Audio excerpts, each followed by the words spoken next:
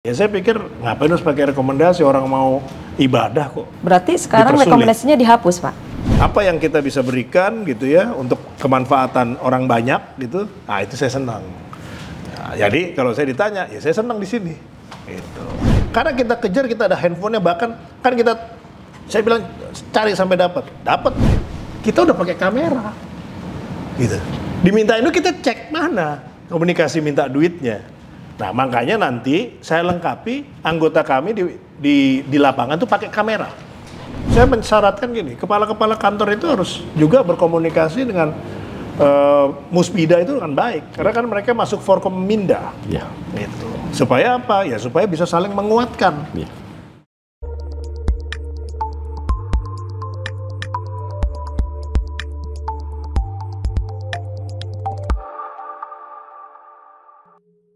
Sobat Rakyat Merdeka, hari ini kita akan berbincang-bincang dengan Dirjen Imigrasi, Bapak Silmi Karim.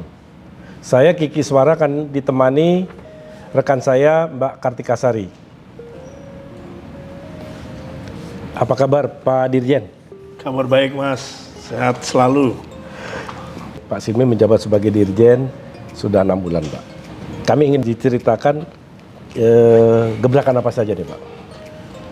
Jadi yang pertama itu kan tentu di sini saya masih teringat arahan Pak Jokowi ketika saya ditunjuk. Yang pertama itu kan pelayanan cepat dan bersih. Ya, tentu di sini juga harus mudah. Nah, kami meluncurkan satu aplikasi Molina, ya, itu adalah untuk kemudahan orang asing untuk mendapatkan visa secara online, ya, dan itu tanpa penjamin. Artinya apa? Kita warga negara asing yang mau ke Indonesia mendapatkan visa tidak perlu lagi ke kedutaan. Dia bisa buka di laptopnya, di komputer, buka website, ya, terus kemudian apply.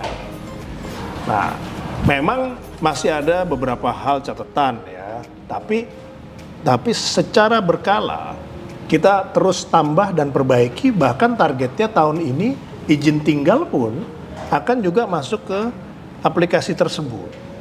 Sehingga nantinya tidak perlu lagi datang ke kantor imigrasi. Nah, ini adalah salah satu hal yang untuk memudahkan warga negara asing. Untuk kaitan dengan warga negara Indonesia, untuk paspor misalnya, saat ini tuh kanim-kanim kita buka itu kuota itu sampai 2 bulan ke depan. Kenapa?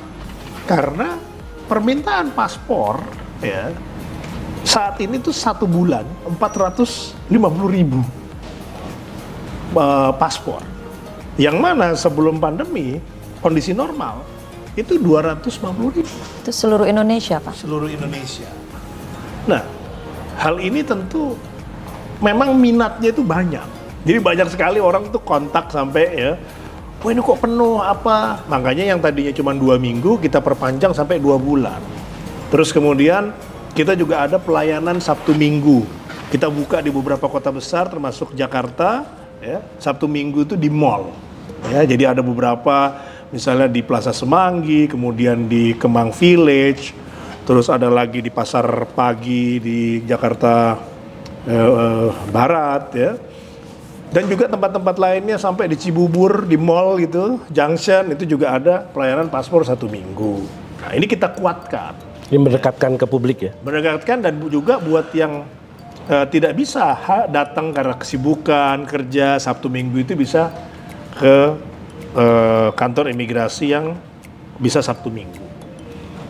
Nah, kemudian yang berikutnya adalah misalnya kita ada autogate nih di Cengkareng, ya. Itu kan sempat lama mati. Ya. Ini sudah dihidupkan lagi, Pak? Sekarang sudah dihidupkan lagi, mempermudah, bahkan tahun ini kita akan tambah jadi total 50. Ya, saya ingat pesan Pak Jokowi itu adalah contoh itu UAE, Uni Emirat Arab. Ya, memang kan Dubai itu sehari itu 200.000 passenger. Kalau di Abu Dhabi itu sekitar 120.000. Ya. Nah, mereka itu kan pakai otomasi. Ya, kita bolehlah, kita ikut contoh juga. Ya. Jadi dalam 3 bulan ke depan, ya mudah-mudahan lancar, itu nanti ada 50 autogate yang akan juga membuat mudah. Bahkan itu bisa men-scan paspor biasa juga, ya, untuk WNI. Nah kemudian selanjutnya setelah Cengkareng, kami melanjutkan beresin autogate yang ada di Bali, ya, di Ngurah Rai. Nah kemudian pelayanan e-paspor. Ya. Pelayanan e-paspor sebelumnya itu hanya 50 kantor imigrasi. Kami targetkan tahun ini seluruh kantor imigrasi sebanyak 127 di seluruh Indonesia itu bisa melayani e-paspor.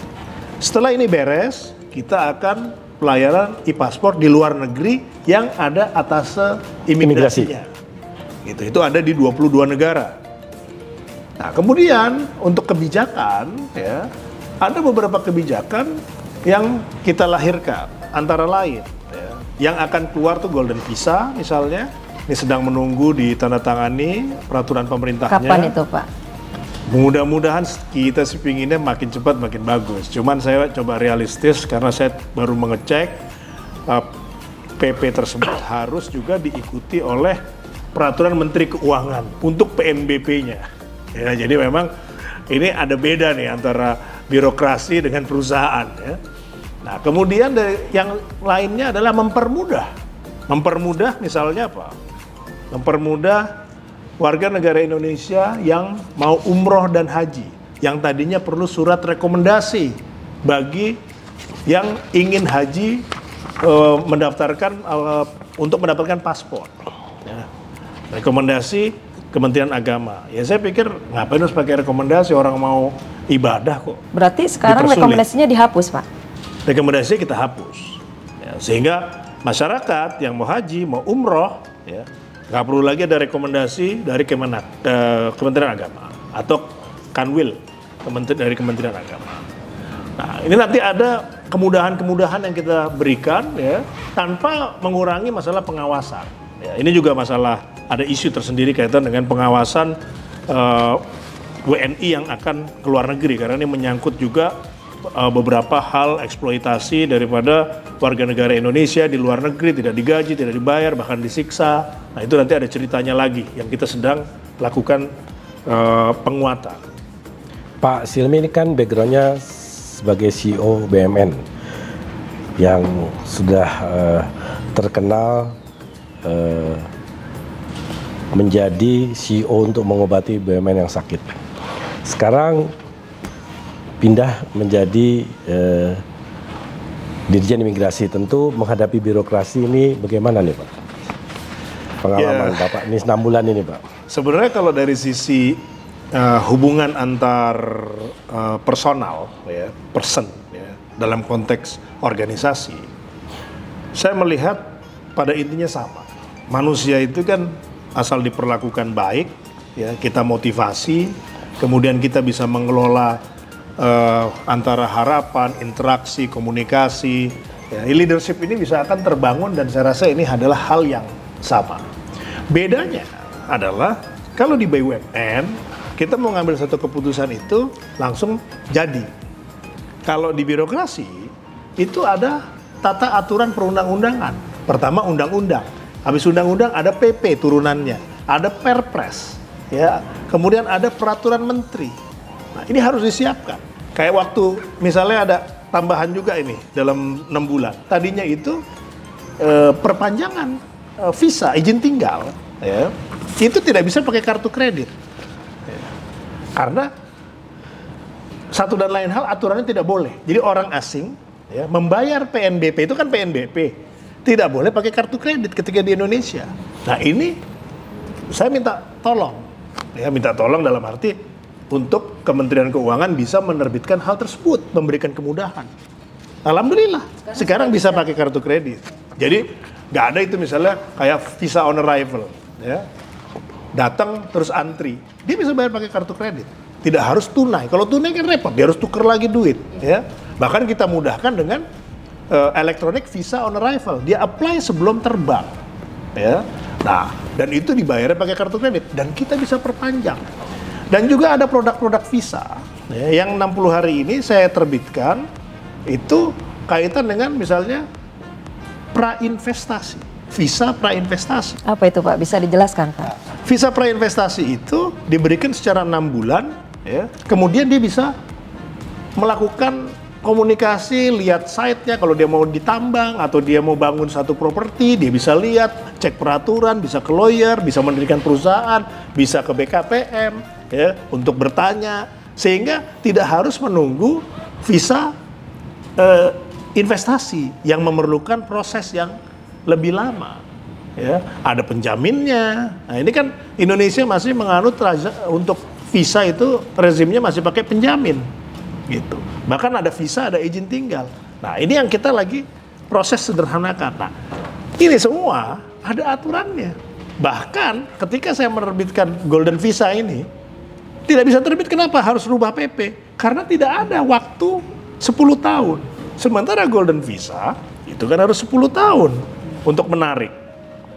Nah, di peraturan pemerintah tersebut, ya, untuk pelaksanaan undang-undang imigrasi itu tidak ada, cuman ada 5 tahun. Nah, terus kemudian banyak kompleksitas lain yang saya kan senang mendengar masukan. Ya. Itu ada beberapa misalnya kayak satu NGO gitu datang memberikan masukan ini, selama itu masuk akal dan semangatnya adalah menolong daripada orang yang mengalami kesulitan atau misalnya ada perlu penyempurnaan regulasi, kita lakukan, kita proses. Nah, kemarin itu banyak itu. Sekaligus kita menerbitkan aturan Golden Visa, kita juga perbaiki yang bisa kita perbaiki, ya, yang tidak melanggar aturan di atasnya, seperti undang-undang. Prospek dan keuntungannya buat Indonesia apa aja Pak Golden Visa itu bisa dijelaskan nggak? Kalau Golden Visa, ya, jadi ada tadi kan ada yang prainvestasi, ya, terus ada investasi. Nah, ini ada Golden Visa. Keuntungannya, kalau Golden Visa itu kita berikan ada 10 jenis, ya. Salah satunya adalah untuk perusahaan. Perusahaan investasi minimum 25 juta dolar. Ya, itu sekitar 325 lah, 325 miliar. Sama 50 juta dolar. Itu sekitar 750 miliar. Dia bikin pabrik, otomatis board of director-nya, dewan komisarisnya, kita kasih 10 tahun visa. Dan dia bisa kerja. Gitu. Ya, jadi ini adalah suatu kemudahan. Terus ada juga misalnya dia beli menanam, misalnya untuk perorangan. Perorangan itu dengan 350.000 dolar dan 700.000 dolar, dia bisa mendapatkan 5-10 tahun, ditempatkan di bank di Indonesia, kemudian dia bisa belikan saham, dia bisa belikan obligasi pemerintah, dia bisa gunakan untuk beli properti dan lain sebagainya, itu dia akan mendapatkan 5-10 tahun. Tapi saya batasi, untuk properti itu 1 juta dolar. Harganya dan itu harus apartemen, tidak boleh rumah tapak. Kenapa rumah tapak? Karena rumah tapak itu kan nanti akan mengganggu supply and demand untuk masyarakat. Jadi kita juga perhatikan, jangan sampai nanti masyarakat tidak bisa memiliki rumah gitu, karena diambil sama orang asing, itu akan menimbulkan masalah sosial. Nah, makanya untuk Golden Visa, karena kemudahannya bisa sampai 10 tahun, oke. 1 juta dolar atau 15 miliar gitu. Di satu sisi mendorong industri real estate, ya, tetapi untuk pangsa pasar yang juga tidak mengganggu pangsa pasar masyarakat Indonesia gitu. Nah, keuntungan lainnya tentu karena mendapatkan 10 tahun, bisa bolak-balik, dia bisa bekerja, ya otomatis kan itu opportunity, ya kan? Kayak kita misalnya pengen mendapatkan permanent resident di Singapura misalnya, atau di Amerika, atau di Dubai, atau di Eropa, itu kan ada. Saat ini kan Portugal sama Hungaria punya sama itu, ya. Di Singapura ada, ya, tapi angkanya lebih tinggi. Amerika punya, ya. Ya, itu kan adalah suatu mencari daya tarik good quality travelers. Ya. Nah, ini yang akan menarik. Kemudian yang ditambahkan lagi, itu nanti ada turunannya lagi silver hair visa. Silver hair itu maksudnya untuk orang tua. Retired, ya. Kita siapkan juga. Terus kemudian visa diaspora. Ya, ini 10 jenis visa baru ini, ya akan langsung keluar. PP ditandatangani kan bukan saya yang tanda tangan ya. Jadi ya, yang penting kita udah buat, ya, udah harmonisasi, udah kita proses untuk mendapatkan autentikasi. Nah, itulah yang membedakan antara jadi eksekutif profesional di BUMN swasta dengan di birokrasi. Tapi lebih enak mana nih? Saya BUMN atau tergantung orang, Mbak.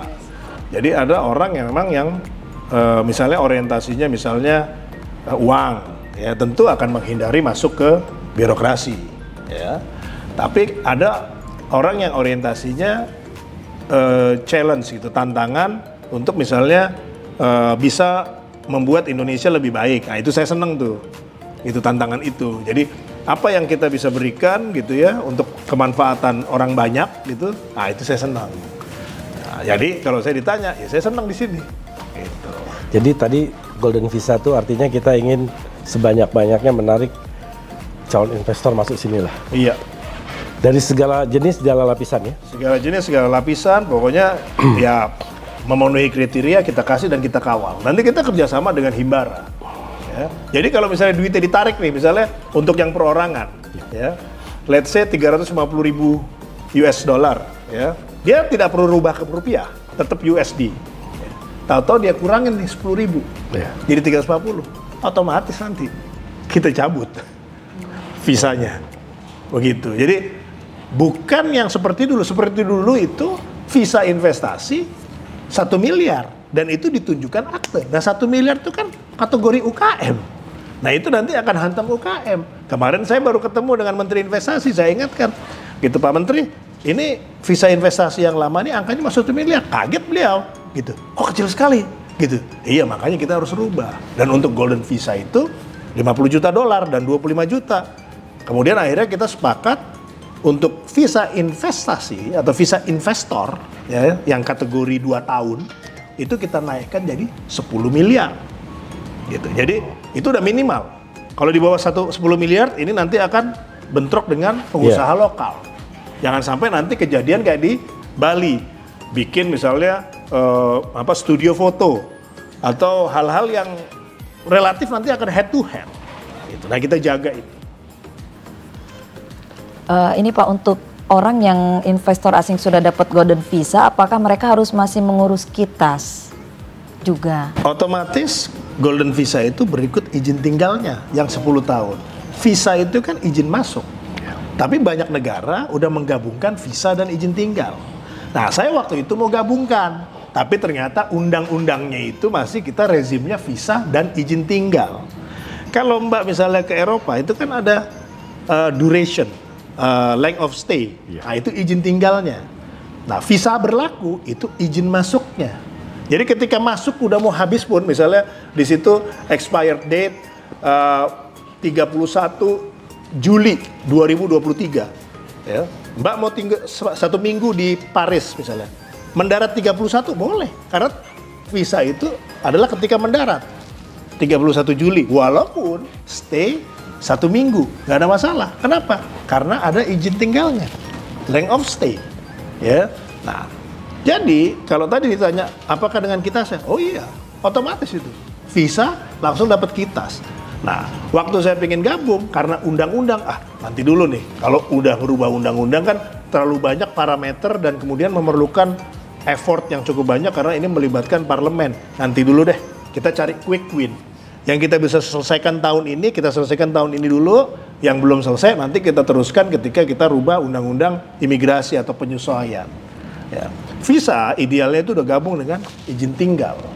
Makanya nanti di organisasi ORTA, organisasi baru imigrasi, Direktorat Visa dan izin tinggal itu digabung. Kenapa digabung? Untuk mempermudah. Berarti ini salah satu reformasi yang Pak Dirjen jalankan ya? Alhamdulillah mendapatkan dukungan dari Menpan RB, dari Menteri Kumham, dapat dukungan juga dari Presiden untuk memang salah satu itunya transformasi organisasi imigrasi. Ya ini adalah salah satu wujudnya. Nah kita lagi rapat, targetnya itu minggu ini sebenarnya selesai, tapi mungkin mudah-mudahan besok rapatnya, ya, hari Jumat ini untuk menyelesaikan orta imigrasi. Jadi begitu golden visa keluar, otomatis kitasnya keluar ya? Langsung keluar, otomatis. Nah ini Pak, ada juga kan keluhan kitas lain di luar mereka yang masuk kategori golden visa. Sering kami dicurhatkan begitu banyak meja yang harus dilalui. Di imigrasi oke, tapi kadang di Kementerian Luar Negeri, Kementerian Tenaga Kerja, bahkan ada katanya untuk jurnalis asing, ada juga dari BIN. Nah itu sering tidak klop, itu bagaimana Pak Dirjen? Iya. Koordinasinya. Itu begini, di banyak negara ya pas kerja itu sudah diberikan kewenangannya di imigrasi. Ya, jadi Kementerian Tenaga Kerja memberikan kuota untuk orang asing yang bisa bekerja di Indonesia tahun ini misalnya 100.000 orang, udah. Nah, bagaimana imigrasi yang mengelola biar cepat? Kan ujung-ujungnya kan di mana di Indonesia kan orang pemegang kitas itu kan yang utama kan atau kepalanya itu kalau dalam keluarga gitu kan dia bekerja. Nah, jadi memang di sini ada beberapa step yang masih di kementerian lain yang tentunya kita tidak bisa lakukan karena di luar kendali kita. Makanya kita tentu sekarang merubahnya dengan melalui digitalisasi sehingga nanti kelihatan prosesnya, tracknya seperti apa, dan kita juga akan menghindari pemohon ya untuk ke kantor imigrasi karena cukup dilakukan dengan online. Tapi mereka mau ke kantor imigrasi pun boleh. Kan ada juga yang mereka merasanya ya udahlah nggak repot pakai online, bisa juga tetap dilayani, option. Nah itu berproses dan saya yakin ketika sudah kita digitalize, masalah yang tadi Mbak sampaikan itu juga akan otomatis terselesaikan. Ya berproses. Usia imigrasi kan udah dari zaman Belanda, ya. Jadi ini 6 bulan ya dinikmati proses yang kita lakukan untuk perbaikan. Terus kalau soal ini nih, kita mau tanya soal TPPO. Kira-kira pihak Pak Silmi ini gimana nanti untuk mencegah TPPO nih Pak? Jadi ada TPPO, ada TPPM. TPPO itu kan tindak pidana perdagangan orang. Kalau TPPM tindak pidana penyelundupan manusia. Ya. Nah, TPPO itu tidak harus ke luar negeri. Di dalam negeri pun bisa terjadi. Kenapa? Karena kan itu against perbudakan, ya, melawan perbudakan konsep. Nah, definisi perbudakan misalnya tidak dibayar, disiksa, nah, itu TPPO. Dalam konteks imigrasi tentunya ada dua hal. Yang pertama, ketika memberikan paspor. Paspor di sini, tapi kita harus tahu bahwa paspor itu adalah hak warga negara. Karena di dalam undang-undang disebutkan, warga negara Indonesia berhak untuk keluar negeri. Pasal berikutnya, untuk keluar negeri diperlukan paspor. Artinya, ya siapapun yang minta harusnya kita kasih. Nah, problemnya, ya, karena terjadi ada permintaan atau iming-iming di luar negeri, ya, yang membuat orang Indonesia ingin keluar negeri mendapatkan gaji yang lebih tinggi, cuman tidak hati-hati. Di negara-negara yang rawan, seperti saat ini tuh Kamboja, Myanmar, ya ini edukasi kita, ya. Kita bersama semua, bagaimana supaya masyarakat tidak tergiur dengan iming-iming tersebut, ya, karena itu rawan TPPO. Nah, apa yang dilakukan imigrasi untuk mencegah? Pertama, yang paling mudah, kita bantu sosialisasi. Paling tidak di kantor imigrasi ada banyak spanduk atau signboard ya, cerita mengenai bahaya TPPO. Yang kedua adalah ketika profiling, kan ditanya mau kemana, ya, mau ke Kamboja, membuat paspor, mau liburan. Nah kita lihat, yes. Nah kayak kemarin terakhir waktu yang kita ungkap ginjal, saya kasih penghargaan di kantor imigrasi Ponorogo, karena tidak meyakinkan, dikejar, akhirnya kita malah bisa bongkar sindikatnya. Jadi waktu ketika profiling. Nah kalau untuk urusan pekerjaan misalnya seperti di Malaysia, itu saya mendapatkan masukan dari Dubes Indonesia yang bertugas di Malaysia, di Kuala Lumpur, ini banyak korban di perempuan. Nah, oke, kalau kita bicara perempuan, saya tanya kepada atasnya di Malaysia, usia yang mendapatkan pas kerja berapa sih di sana? Antara 17 sampai 45. Nah, oke. Langsung saya bikin surat edaran untuk menjadi pedoman di seluruh kantor imigrasi di seluruh Indonesia bahwa jenis kelamin wanita usia 17 sampai 45 tidak meyakinkan, profiling maksimal, tidak meyakinkan, tolak paspor. Bagaimana dengan yang apply paspor laki-laki muda, Pak? Karena banyak juga dari mereka yang jadi korban TPPO atau TPPM. Gini, itu tentu juga menjadi satu catatan kita ya, untuk kita tegakkan. Ini tadi untuk menjawab yang Malaysia. Karena kebanyakan nih di Malaysia, korbannya itu kan sebagai asisten rumah tangga. Ya. Nah, asisten rumah tangganya kita beresin dulu nih. Makanya itu berlaku untuk perempuan, ya, extra profiling. Ya. Kalau yang laki-laki, ya, kalau di Malaysia itu biasanya kerjanya di ladang, di kebun, atau di industri.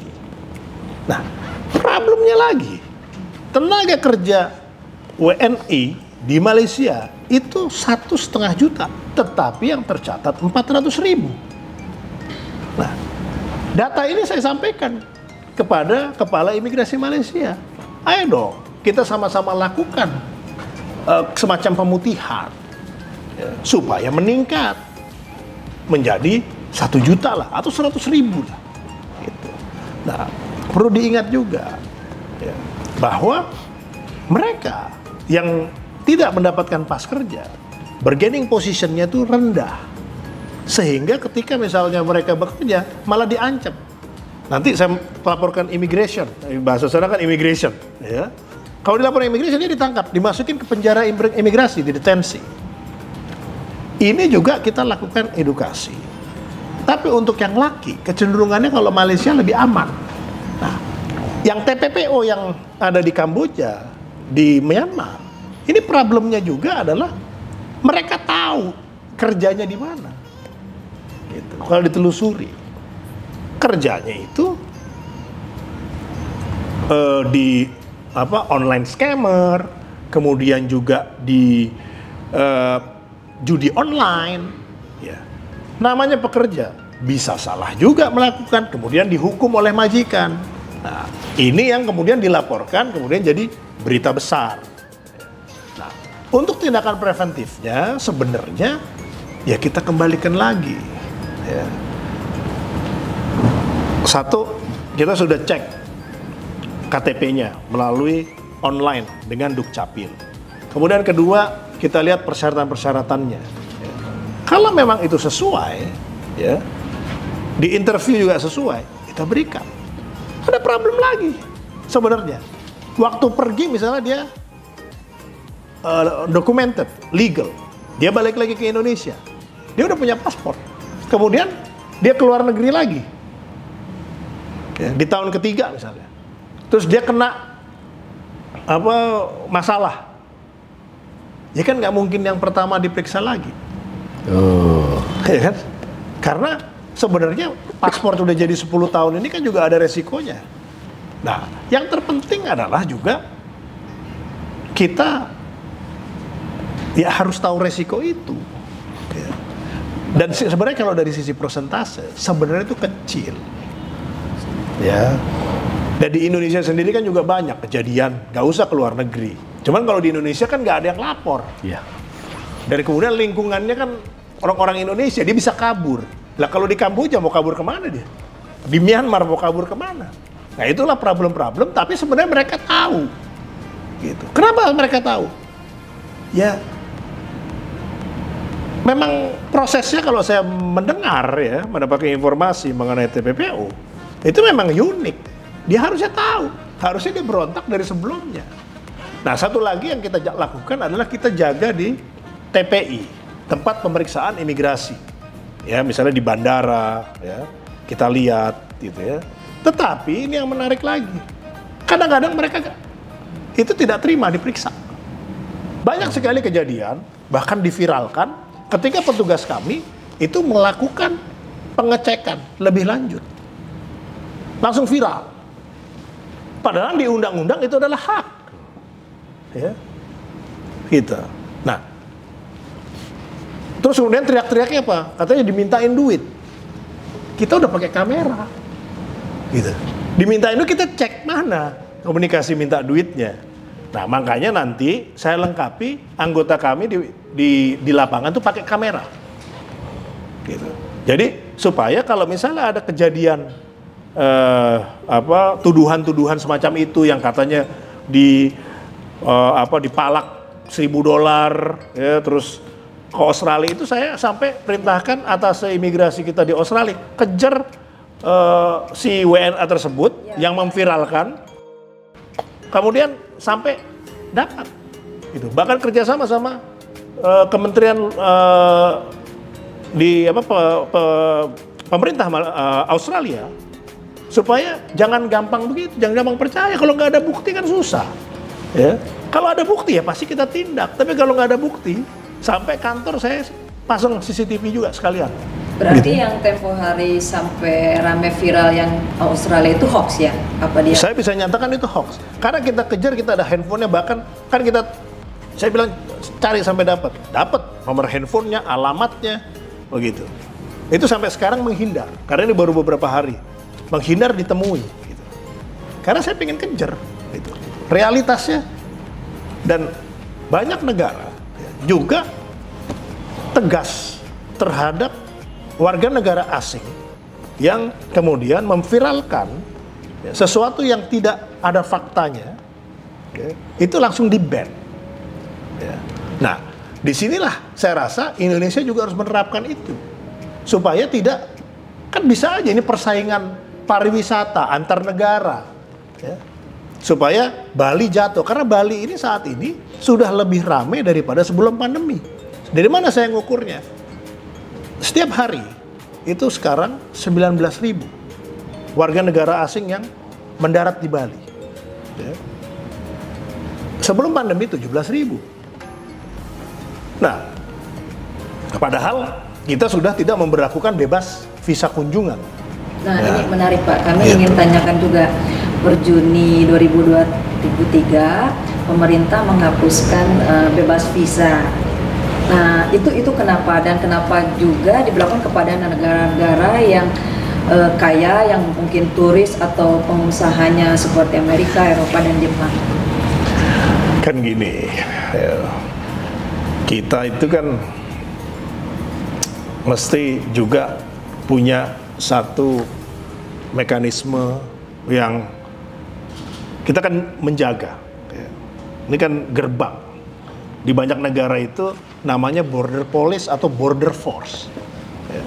Jadi imigrasi itu kan border police. Nah, ketika ada terjadi apa-apa, kita ingat kejadian terorisme, ya, kemudian juga bagaimana pengaruh-pengaruh ajaran yang mungkin dianggap terlalu keras, ya, masuk ke Indonesia. Kemudian juga kejahatan-kejahatan, saya sempat menangkap, anggota kami itu menangkap 50 orang pelaku online scammer yang masuk ke Indonesia. Kemudian ada juga warga negara Kanada yang masuk red notice di Indonesia, dan banyak lagi. Sementara orang Indonesia yang keluar negeri itu harus antri berhari-hari, berminggu-minggu, berbulan-bulan untuk mendapatkan visa. Pas lagi keluar, cuma 1 minggu, 2 minggu. Ya, boleh kan? Kalau kemudian kita memberikan juga syarat 3, resiprokal. Resiprokal aja nggak cukup, tambahin lagi, menguntungkan nggak buat Indonesia? Tambahin lagi 3, adalah dari sisi security, keamanan. Akan menjadi ancaman atau enggak? Terorisme dan lain sebagainya. Nah, sebenarnya apa sih bebas visa sama pakai visa? Selama visa itu mudah, ya, tidak sulit, tidak harus ke kedutaan seperti yang Indonesia punya, sebenarnya sama aja. Bahkan kita ada visa on arrival. Tapi paling tidak kita bisa mengecek, ya, apakah ini orang yang berkualitas. Ini sekarang banyak, ya, Indonesia dijadikan negara transit untuk refugees, ya, untuk pencari suaka, pengungsi. Bagaimana menghandlenya? Mereka akan menjadi satu masalah sosial baru. Di rumah detensi kita ada dari Prancis, ada dari Jerman, dari banyak negara yang notabene adalah negara-negara yang tadi Mbak bilang negara maju segala macam. Dan saya pernah ada salah satu pimpinan perusahaan Fortune 500 global datang ke Indonesia, datang ke kami, itu menyampaikan bahwa a very smooth process on visa application, ya, terus kemudian very smooth process at the immigration. Nah, ini kan feedback yang positif. Sayangnya dia nggak viral, ya kan? Yang viral yang nggak jelas, ya kan? Yang kayak gini-gini nggak viral gitu. Nah, tapi balik lagi bahwasanya, ya tentu kan semakin seiring kita bisa menata dengan lebih baik, otomatis juga akan juga berdampak kepada hal-hal yang positif. Good quality travelers. Yes. Itu yang harus masuk ke Indonesia, bukan yang membuat masalah. Terus kalau kerjasama dengan Dirjen Pajak gimana nih? Iya, ini untuk membantu juga profiling, Mas Kiki. Kan kalau misalnya, minta maaf ya, lagi yang pemohon paspor ini mengaku pingin jalan-jalan, ya, terus kemudian ini jangan-jangan kerja nih. Nanti kalau kita kasih kena TPPO nih, ya kan? Ya boleh kan kita cek dia bayar pajaknya patuh tidak, banyak tidak, gitu kan? Nggak mungkin. Misalnya nggak pernah bayar pajak tapi jalan-jalan ke luar negeri. Nah, ini kita curiga nih TPPO nih bisa nih potensi, ya. Sehingga dari sisi pajak juga, ya mungkin ini tidak menyenangkan ya. Tetapi kan ini realitas. Indonesia kan semakin maju, semakin online, ya, makanya ya patuh bayar pajak, ya, supaya nanti mereka bisa tanya nih, ya, Mas Kiki ini laporan pajaknya misalnya minimalis, tapi jalan-jalannya ke Amerika, ke Eropa, kan nanti dia akan tanya ke kita secara online gitu, perlintasannya Pak Kiki ini 1 tahun nih berapa, gitu kan? Potensi nih buat pajak, ya kan? Nggak taunya tugas kantor, ya. Bisa aja begitu. Pak Dirjen, kami juga penasaran sejak jadi Dirjen ini sudah belusukan kemana saja dan diceritain dong suka dan dukanya nih jadi Dirjen Imigrasi. Oke, jadi kalau belusukannya itu saya sempat ke perbatasan dan saya akan lanjutkan ke seluruh perbatasan sampai di Papua, Atambua, ini lagi di planning ya. Terus kemudian sukanya itu adalah hasilnya itu bisa kelihatan. Ya, ketika kita berhasil menyederhanakan, membuat orang mudah, itu kita suka, gitu ya. Dukanya, ya, paperworknya itu minimum 1 jam. Permohonan cekal, ya, dari instansi, dari Bareskrim, dari KPK, Kejaksaan, itu harus kita teken. Ya. Setiap hari itu? Ya, ada. terus perlintasan, ya. Karena kan ini kan ada hal-hal yang tentunya rahasia, kalau enggak kan nggak semuanya bisa. Nah ini kan kita mesti kasih disposisi, tanda tangan, terus kemudian juga tentu permasalahan imigrasi kan menyangkut juga banyak warga negara asing. Nah, duta besar gitu tidak silih berganti datang ya komplain, kita harus dengerin. Terus kemudian juga sampai yang lucu-lucu lah, karena kita dianggap sebagai dirjen imigrasi, orang pikir sampai aplikasi visa Schengen pun mintanya sama saya. Gitu, padahal kagak ada hubungannya. Ya. Visa Amerika, minta nggak apa-apa. Ya, buat saya kita saling tolong menolong, ya. Toh kita juga kenal, ya. Jadi maksudnya kenal orang yang minta, kalau nggak kenal kan nggak mungkin. Ya kita komunikasikan lah, gitu. Walaupun ada yang lucu-lucu, ya, it's okay lah. Ini kan namanya live, kita saling tolong menolong. Pada urusan yang nggak ada hubungannya pun kita tolong. Ya. Sampai misalnya yang urgent, ya urgent. Oh, Pak, saya harus besok ke Amerika atau kemana gitu. Kan ngantri. Bisa dapetnya bulan depan. Ya, kita bantulah supaya bisa cepat. Tapi ini ada yang menarik. Indonesia itu adalah negara yang tercepat memberikan proses paspor. Di Jerman 4 sampai 6 minggu. Sekarang berapa lama di Indonesia? Di Indonesia yang normal itu 3 hari. Ya. Kalau yang percepatan itu ya 1 hari ya langsung jadi siangnya. Ya. Nah dilihatnya bukan dari kok kalau bisa cepet, kenapa ada yang 3 hari, cepetin semua dong. Ya kan nggak bisa gitu, karena kan kapasitas daripada petugas, kapasitas daripada printer, alat cetaknya, ya, kapasitas dalam hal melakukan pengecekan, itu kan ada batasnya gitu kan. Nah tentunya 3 hari ini udah lebih cepat daripada di Singapura aja perlu waktu 2-3 minggu. Ya, kita cepet. Di China berbulan-bulan baru dapat. Iya. Jadi ini udah cepet. Tapi ya namanya permintaan ya ada aja bilang wah ini lambat ini. Padahal udah paling cepet sedunia. Biasa ya, Pak Dirjen ini. Kalau bandara itu yang mendapat atensi khusus dalam upaya perbaikan pelayanan selain Soekarno-Hatta dan Ngurah Rai, bandara mana lagi? Yang saya fokus tuh salah satunya di Batam, tapi Batam itu laut ya.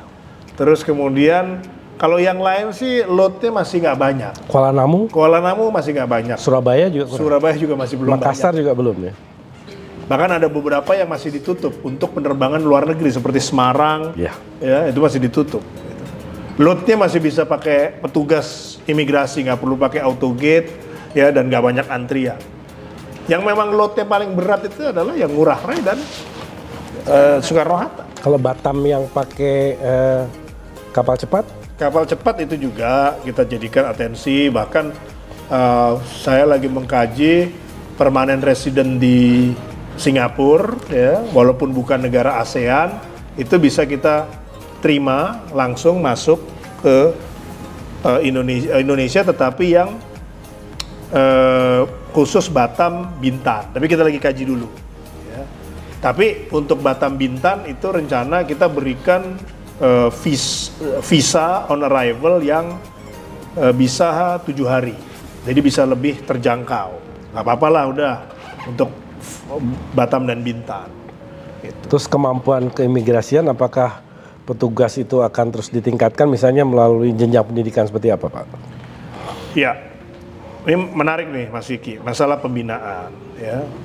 Jadi saya sangat concern dengan hal kaitan pembinaan petugas imigrasi. Pertama adalah misalnya penyidik. Ya kita dorong untuk PPNS. Ya, PPNS itu penyidik yang disiapkan untuk melakukan proses penyidikan. Terus kemudian juga pendidikan-pendidikan yang diberikan untuk kaitan dengan penguatan public policy, terus hubungan internasional. Ini kita banyak dapat beasiswa dari Australia, dari negara-negara bahkan China. Ya, nah ini saya dorong. Ya. Bahkan yang pingin ambil master non imigrasi pun kita dorong, ya, supaya mereka juga bisa melihat langsung bagaimana di luar negeri. Saya kalau ke luar negeri selalu ketemu kan counterpart dirjen imigrasi dari negara-negara lain gitu. Nah, itu saya bawa dan kita lihat bagaimana proses melakukan proses sistem daripada imigrasi di luar negeri. Kayak di Jepang, overstay sekali kena 1 tahun, overstay 2 kali kena 5 tahun, overstay lagi udah di-ban seumur hidup. Nah ini kan ada satu proses hukuman-hukuman untuk WNA. Ya. Kalau melakukan pidana itu tergantung hukumannya. Kalau itu langsung ban. Nah di kita cekal itu masih terbatas 6 bulan dan seumur hidup. Ini kita juga pengen rubah. Ya. Pengen rubah bagaimana? Ya kita tolak otomatis. Nah, kita pakai istilah tuh POI, Person of Interest. Jadi kepada orang-orang yang misalnya melakukan atau berpotensi melakukan tindakan atau bermasalah atau pernah, nah udah kita masukin ke situ. Jadi kita punya kategori-kategori. Ini lagi kita bangun database-nya. Jadi orang mikirnya itu banyak yang awam itu pikirannya cuma apa? Oh kalau imigrasi bikin paspor, waduh banyak. Belum lagi proses-proses pelanggaran-pelanggaran ya yang terjadi. Terus kemudian juga bagaimana kita interaksi dengan luar negeri. Bahkan kita bisa kerjasama kita work and holiday visa dengan Australia. Ya. Ini kita dapat terus nih. Setiap tahun rata-rata 5.000, kan lumayan. Biar apa? Orang Indonesia juga ada terekspos terhadap bekerja di luar negeri, punya pengalaman. Gitu. Balikannya sedikit orang Australia yang mau menggunakan visa working and holiday visa, gitu. Dan kerjasama lainnya yang kita lagi lihat potensinya, ya, agar kemudian ya imigrasi Indonesia bisa lebih baik lagi. Perlu waktu, tapi quick win-nya udah mulai kelihatan kan? Udah kelihatan ya.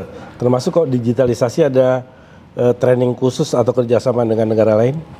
Kalau digitalisasi yang udah ada dengan Australia, ya bahkan kita akan bertukar biometrik untuk WNA untuk memastikan masalah konteks protection security. Ya. Terus kemudian juga kalau kaitan dengan aplikasi, ini juga dalam proses kita kerjasama dengan VFS. Ya.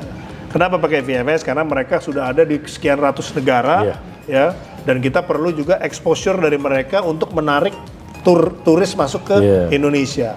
Karena kan kalau kayak Emirates itu langsung connect dengan VFS. Kalau kita ke mana ke Dubai, itu kita beli tiket sekaligus beli visanya. Nah, itu nanti kita ada juga, Mas. Oh, kita akan terapkan itu. Akan terapkan itu juga. Satu dengan maskapai asing, VFS, dan dengan Garuda. Gitu. Cuman ini dalam proses. Kita support kayak Garuda. Ini kan flag carrier nih. Immigration on the board nggak? Yes, itu. Kita udah coba yang Amsterdam, Jakarta, terus Narita, Jakarta. Kita udah proses nih, udah coba. Gitu ya. Tapi ada petugas di dalam satu orang ya? Iya. Tapi sebenarnya kalau nanti di mana di Cengkareng atau di Ngurah Rai udah cepat prosesnya. Dengan bantuan alat, sebenarnya ya udah sama aja, nggak perlu pakai onboard juga bisa. Gitu. Ini kan onboard karena mungkin ya itu ada antrian. Sekarang itu antrian terjadi ketika misalnya cuaca buruk. Kenapa kok cuaca buruk malah antrian? Karena mereka mendaratnya jadi berbarengan pas lagi cuacanya cerah, berbarengan 8 berbadan lebar, kelar. Kayak di Bali. Itu A380 double deck, itu isinya bisa 600 mendarat. Bisa bayangin kan? Kalau 2 pesawat aja udah. Kalau 2 pesawat aja bisa kusut tuh. Nah itu harap maklum, karena itu anomali ketika terjadi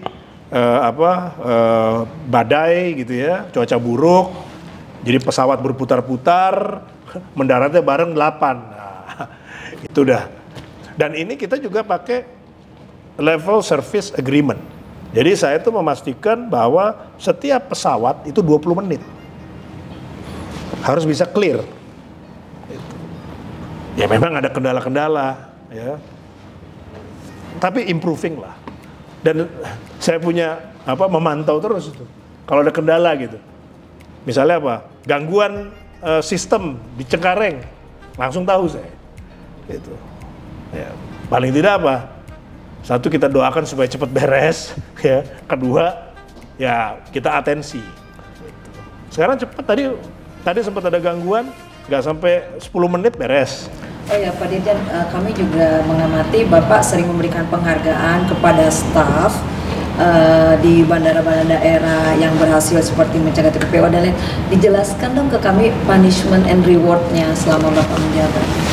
Jadi gini, kita itu memang perlu, kan saya selalu percaya yang namanya kita berlomba dalam hal yang positif. Sehingga saya perlu merekognisi. Ya. Recognition itu penting. Supaya juga mereka merasa dihargai oleh institusi. Nah, di institusi imigrasi kan, ya pimpinannya saya kan asik tuh kalau kita kasih langsung, ada penghargaan, ya. Terus kemudian juga kita berikan secara khusus. Saya lagi merancang juga kalau di Singapura atau di negara lain itu kan ada ribbon itu ya.